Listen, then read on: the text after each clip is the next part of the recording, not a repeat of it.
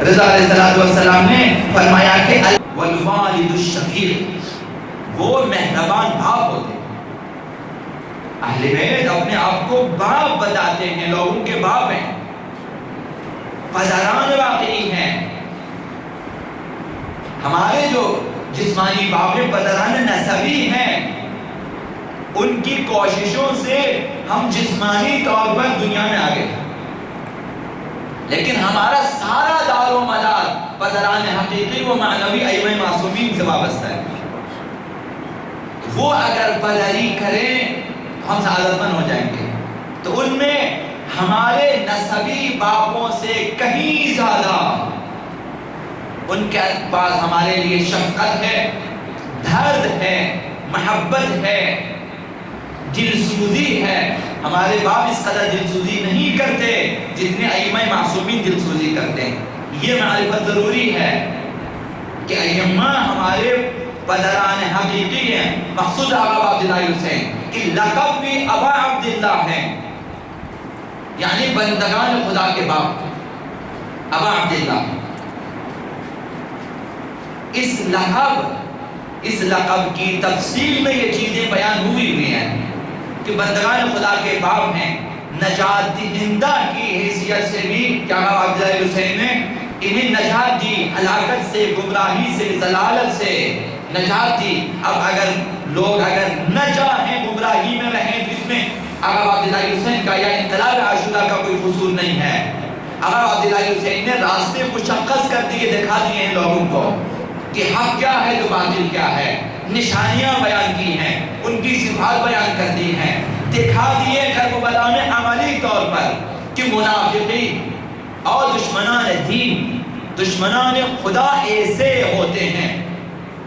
ان کے چہرے دیکھیں، ان کے گلے میں جو قرآن حمائل ہے اسے نہ دیکھو، ان کی پیشانیوں میں سجدوں کے جو داغ ہیں ان داغوں کو مت دیکھو، ان کی قرآت کو نہ دیکھو کہ یہ لوگ قاریان قرآن ہیں، مت دیکھو، دیکھو کہ یہ لوگ کس قدر اہل بیت کے ساتھ دشمنی پہ اتر آئے۔ دکھا دیا آقا عبداللہ حسین نے، تو لہذا ان کی نماز و قرآن و قرآت و ان کے اوپر نہ جائیں،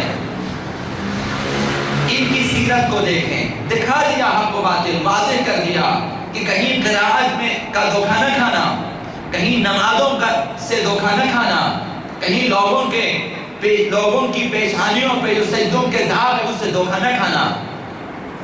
کربلا میں جو لوگ تھے تحقیق کریں جائیں کہ بہت سارے علماء نے لکھا، بعض کے گلے میں قرآن تھے، حمائل کیا قرآن کو، بعض قاریان قرآن تھے، بعض نے اپنے چہروں پہ نقاب ڈال دیے تھے، نقاب ڈال دیے تھے۔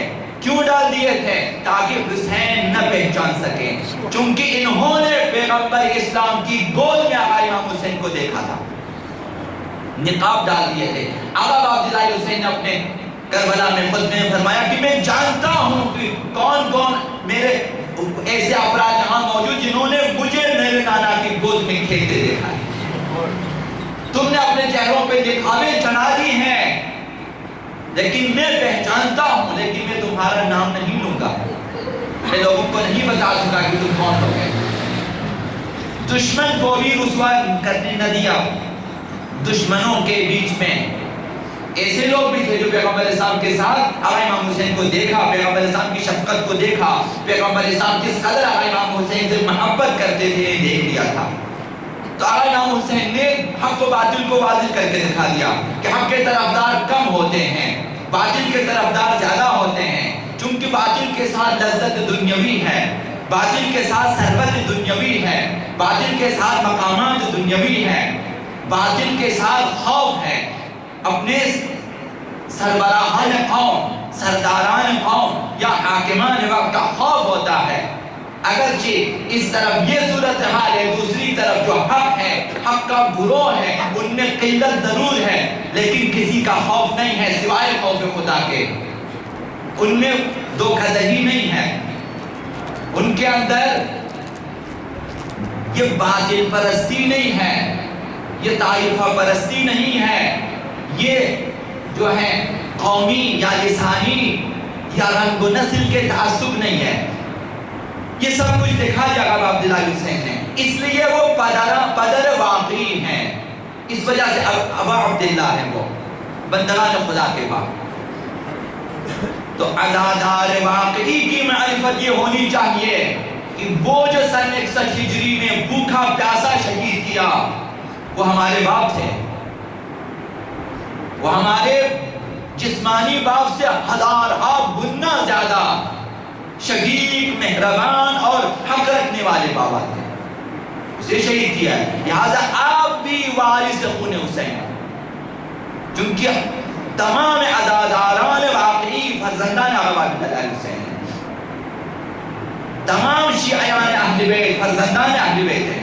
اس حوالے سے اس میں بھی احادیث ہیں آپ پیغمبر اسلام کی طرف سے کہ میں اسلام کا تنا ہوں، مثلا اہل بیت کے شاخیں ہیں، اور شیعوں سے کہا کہ یہ برگزار ہیں ان کے پتے جو ان شاخوں پہ لگے ہوئے، تو وابستہ ہیں ہم اہل بیت اطہار سے، یہ معرفت ہونی چاہیے۔